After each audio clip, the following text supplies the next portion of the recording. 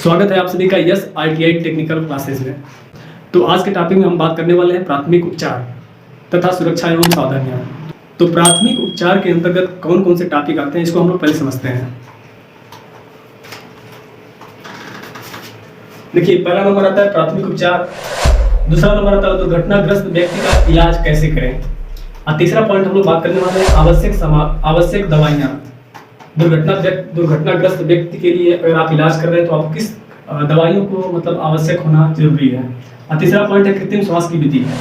व्यक्ति को अगर सांस लेने में तकलीफ होती है उसके लिए हम लोग क्या करते हैं, दवाई का उपयोग तो नहीं करेंगे लेकिन कृत्रिम श्वास की विधि को अपनाते हैं। तो ये कितने प्रकार की होती है इस सब के बारे में चर्चा करने वाले हैं।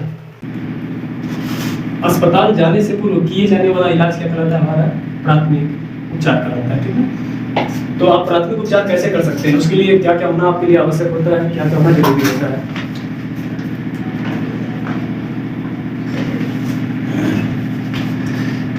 तो सबसे पहले अस्पताल आप सबसे पहले आपको कौन सी दवाइयाँ जो होती जरूरी पड़ती है।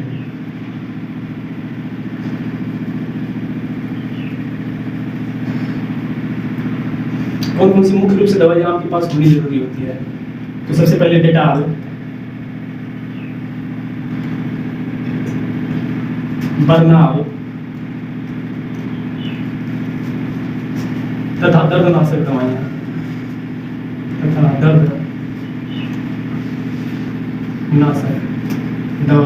तथा पट्टी हो गया, इसके साथ कैंची।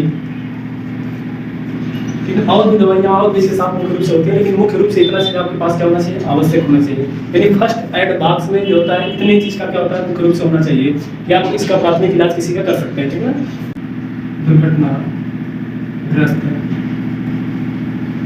व्यक्ति। तो सबसे पहले जब इतना आपके पास उपस्थित हुई सब सामग्री उपस्थित है, सबसे पहले आपको करना क्या पड़ेगा, दुर्घटनाग्रस्त व्यक्ति के आसपास से क्या करना चाहिए, भीड़ को बिल्कुल हटा देना चाहिए ताकि सांस लेने में उसको समस्या हो तो पूरी तरह से उन्हें ऑक्सीजन मिल सके। फिर दूसरी बात ये होती है कि अगर विद्युत से झटका लगने के बाद या इलेक्ट्रिक शॉक लगने के बाद व्यक्ति बेहोश की स्थिति में रहता है। ठीक है, व्यक्ति जब बेहोश की स्थिति में रहता है तो उसको सबसे पहले, अगर हार्ट बीट उनकी काम कर रही है, हृदय की धड़कन यदि चल रही है, तो सबसे पहले सांस देने की 4 विधियां होती है ना। तो सबसे पहले हम सांस देना प्रारंभ करते हैं। तो सबसे पहले दुर्घटनाग्रस्त व्यक्ति के आसपास को क्या करना चाहिए, भीड़ को हटा देना चाहिए। ठीक ना, सुरक्षित स्थान पर ले जाकर खुला। यदि आप कहीं बंद प्लेस में काम कर रहे हैं तो क्या करना चाहिए, खिड़की दरवाजा खोल देना चाहिए, वहां पर लगी खिड़की दरवाजा खोल देना चाहिए। तथा व्यक्ति की नाक और मुंह को भली भांति रूप से क्या कर लेना चाहिए, साफ कर देना चाहिए ताकि सांस लेने में समस्या ना हो।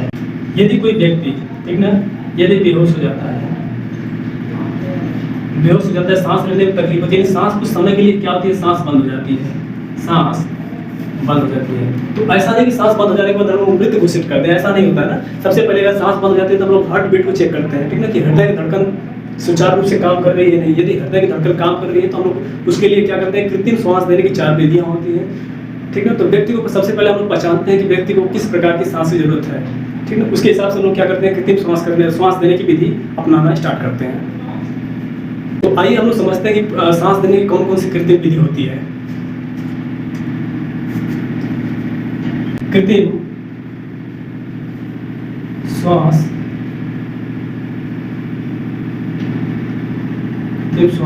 देने की विधियां।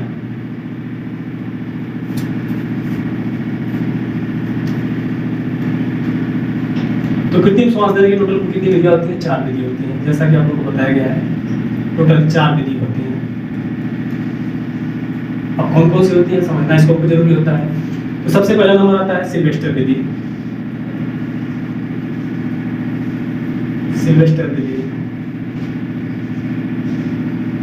अब सिल्वेस्टर विधि का प्रयोग कब किया जाता है इसके बारे में हम बताने वाले हैं। फिर दूसरे नंबर पर आता है सैफर विधि।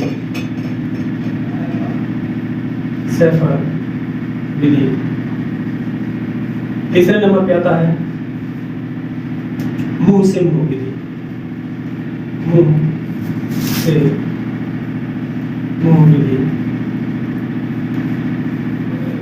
और चौथा पॉइंट हमारा आता है, सबसे लास्ट पॉइंट,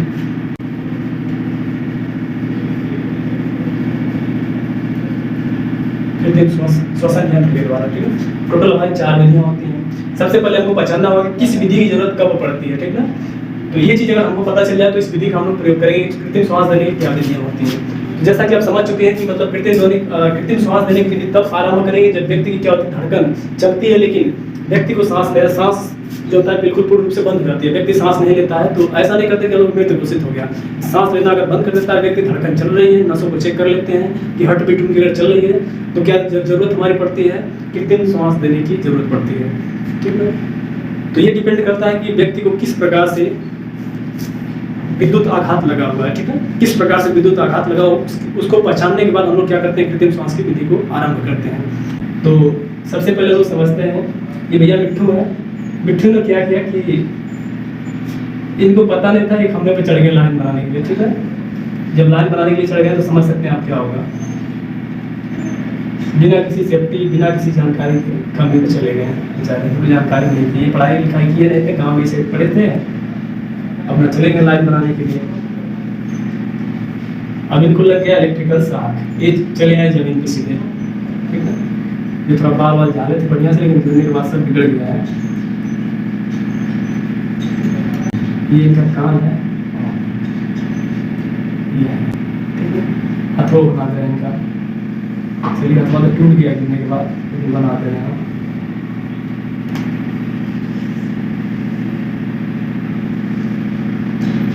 ठीक है,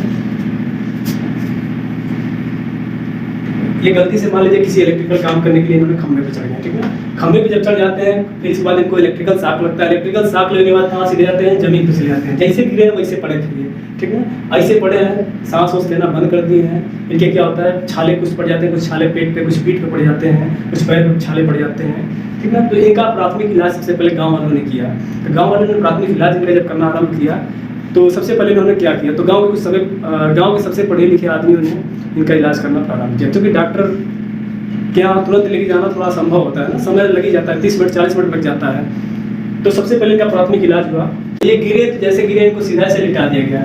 जब सीधा लिटाया गया तो कुछ ना कुछ इनका कारण रहा होगा, तो इनके सीने पर क्या पड़ गए थे, कुछ छाले पड़ गए थे, ये सीने पर छाले पड़ गए थे, मतलब जल चुके थे सीना एक तरह से। सबसे पहले हम लोग सिल्वेस्टर विधि का प्रयोग करते हैं। सिल्वेस्टर विधि में क्या होता है, किस प्रकार से इलाज होता है ना, तो सिल्वेस्टर विधि पर सीने पर छाला पड़ गया तो सीने के बगल तो लिटा नहीं सकते, इनको पीठ के बगल लिटा दिया जाता है। जैसे ये लेटे हुए ना, इनको ऐसे लिटा दिया जाता है, यानी पीठ के बगल लिटा दिया जाता है और श्वास देने की कृत्रिम विधियां प्रारंभ करते हैं। तो श्वास विधि देने की कृत्रिम विधि हम लोग क्या करते हैं, सबसे पहले इनके दोनों हाथ को मोड़ के सीधे पर रखते हैं, 2-3 सेकंड के लिए क्या करते हैं, हल्का सा दबाव बनाते हैं, इसके बाद हाथ को जस्ट पीछे फैला देते हैं। यानी यह प्रक्रिया 1 मिनट में लगभग 15 से 20 बार की जाती है। ठीक ना, तो 15 से 20 बार की जाती है तो व्यक्ति की सांस लेने की प्रक्रिया जो होती है धीरे धीरे आरंभ हो जाती है। ठीक है, तो सीने पर छाले पड़ते हैं तो हम लोग किस विधि का प्रयोग करते हैं, सिल्वेस्टर विधि का। तो चलिए हम लोग बात करते हैं सेकंड विधि यानी सैफर विधि की। तो सैफर विधि में क्या होता है, जो मिट्ठू भैया सोए हुए ना, इनके साथ मान लीजिए पहली घटना हुई सिल्वेस्टर विधि, मतलब सीने पर छाला पड़ गया, इनका इलाज हुआ है, ठीक हो गया। ठीक ना, ठीक होने के बाद फिर दोबारा माने थोड़ी नहीं है, फिर दोबारा खंभे पे चढ़ गए। जब खंभे पे चढ़ गए दूसरी बार जब सांप लगता है तो उनको पीठ पे नहीं, ये पेट पे छाला पड़ा था ना, दूसरी बार में सीधे पीठ पे छाला पड़ गया। जब पीठ पे छाला पड़ गया तो फिर वही गांव वाले उनको फिर इलाज करना इनका आरंभ किए। तो दूसरी बार किस विधि का प्रयोग किए थे, सैफर विधि। सैफर विधि का प्रयोग तब करते हैं जब पीठ पर छाला पड़ जाए, पीठ पर छाले पड़ जाए, छाले और तो जब पीठ पे छाले पड़ जाते हैं तो सबसे पहले हम लोग क्या करते हैं, इनको जो पेट के बगल लेटे हुए हैं इनको सीधे क्या करते हैं, पेट नीचे कर देते हैं, पीठ क्या करते हैं, ऊपर कर देते हैं। अब ये मत पूछिए क्यों नीचे करते हैं ना, नीचे इसलिए करते हैं क्योंकि छाले भी पीठ पे पड़े हैं ना। जब पीठ पे छाले पड़ जाते हैं तो सबसे पहले हम लोग करते क्या है, जैसे हाथ क्या करते हैं, सबसे ऊपर हाथ उठा लेते हैं ऐसे, यानी हाथ को क्या करते हैं बिल्कुल आगे फैला लेते हैं और बाकी पीठ क्या होती है, नीचे हो जाती है। जब पीठ नीचे हो जाती है तो करते क्या है, तकिया लगा देते हैं। तकिया लगाने के बाद जो होता है, यानी इनके सीने पर एक तकिया लगा देते हैं, इसके बाद सीने पर पीठ पर क्या करते हैं, दबाव बनाते हैं। जब दबाव बनाते हैं तो कुछ ऑक्सीजन क्या होता है बाहर निकलता है, फिर इसके बाद 2-3 सेकंड के बाद छोड़ते हैं। जब छोड़ते हैं तो क्या होता है, सांस की जरूरत पड़ती है तो ऑक्सीजन क्या होती है अंदर जाती है। यह प्रक्रिया 1 मिनट में 15 से 20 बार की जाती है।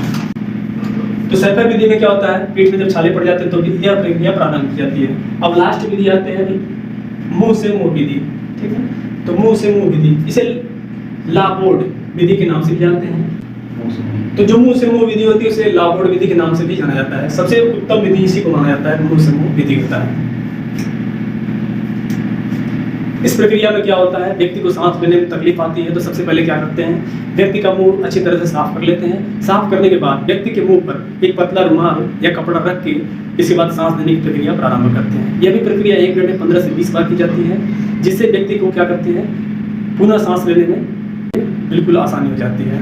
तो जैसा कि आप 3 विधि का प्रयोग कर चुके हैं, लेकिन चौथी विधि एक मशीन या यंत्र के द्वारा सांस दी जाती है। इसमें क्या होता है, व्यक्ति की जरूरत नहीं पड़ती है, व्यक्ति के मुंह में एक श्वसन यंत्र लगा दिया जाता है। यह भी प्रक्रिया क्या की जाती है, 15 से 20 बार प्रति मिनट के अंदर से की जाती है, ठीक है। यहाँ इंसान को सांस देने की जरूरत नहीं है, श्वसन की मशीन यंत्र के द्वारा क्या की जाती है, सांस दी जाती है। 15 से 20 बार दी जाती है 1 मिनट में। जब तक व्यक्ति की सांस सुचारू रूप से प्रारंभ न हो जाती है, तब तक के सांस लेने की विधि अपनाई जाती है। तो जैसा कि आप समझ चुके होंगे कि कृत्रिम सांस लेने की टोटल कितनी विधि होती है, 4 विधि होती हैं। पहला होता है सिल्वेस्टर विधि, दूसरा होता है सेफर विधि, तीसरा मुंह से मुंह विधि, और चौथा जो होता है कृत्रिम श्वसन यंत्र विधि होता है, ठीक है। सभी सांस देने की विधि में 1 मिनट में 15 से 20 बार दी जाती है सांस। अब बात करते हैं कि हम याद कैसे रखें, ठीक है। बहुत लोग डाउट में रहते हैं कि जो सिल्वेस्टर विधि होता है इसमें कहाँ छाले पड़ते हैं, जो सेफर विधि होता है इसमें छाले कहाँ पड़ते हैं। एग्जाम के लिए आपके 2 ही इंपॉर्टेंट होते हैं, या तो इसको पूछ लेता है कि व्यक्ति का मुंह, सेफर विधि में व्यक्ति का मुंह किधर होता है, तो व्यक्ति का मुंह हमेशा किधर होता है, जस्ट नीचे होता है, ठीक है।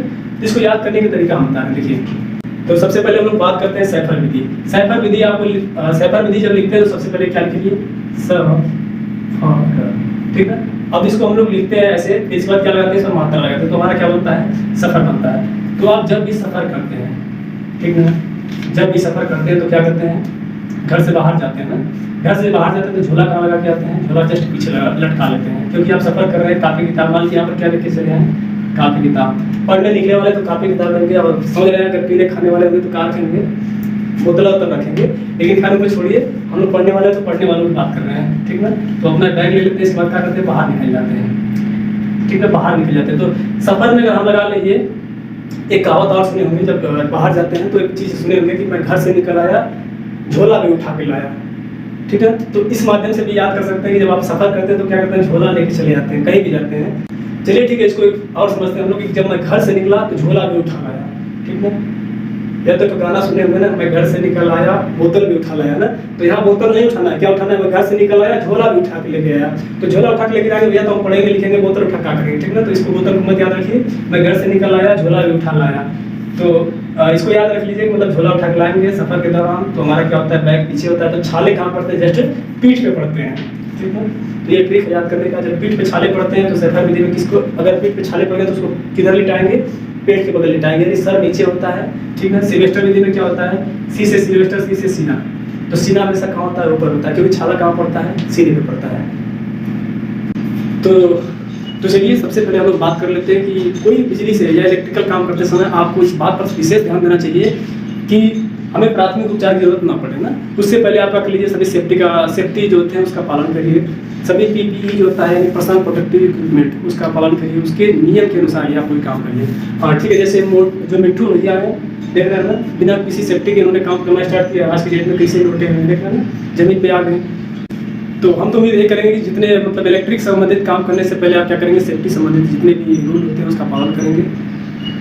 तो उम्मीद करते हैं कि आप सभी लोग को ये क्लास पसंद आई होगी। इलेक्ट्रिशियन फर्स्ट ईयर के जितने भी प्रशिक्षु हैं सभी लोग इस क्लास से जुड़ जाइए, ये क्लास प्रॉपर चलती रहेगी। तो प्रश्न संख्या 1 है, सेफर विधि। सेफर विधि में व्यक्ति का सर जो होता है किस साइड में होता है, व्यक्ति का सर होता है ऊपर होता है या नीचे होता है या दोनों साइड होता है, इसमें आपको ये बताना है। तो प्रश्न संख्या 2 हमारा है कि सिल्वेस्टर विधि में व्यक्ति के शरीर पर छाले कहाँ होता है, ठीक है, छाले कहाँ पड़ते हैं। ऑप्शन ए पीठ पर, ऑप्शन बी सीने पर, ऑप्शन सी पैर पर, ऑप्शन डी इनमें से कोई नहीं। तो इसमें कमेंट करके आप बताइए सिल्वेस्टर विधि में व्यक्ति के छाले कहाँ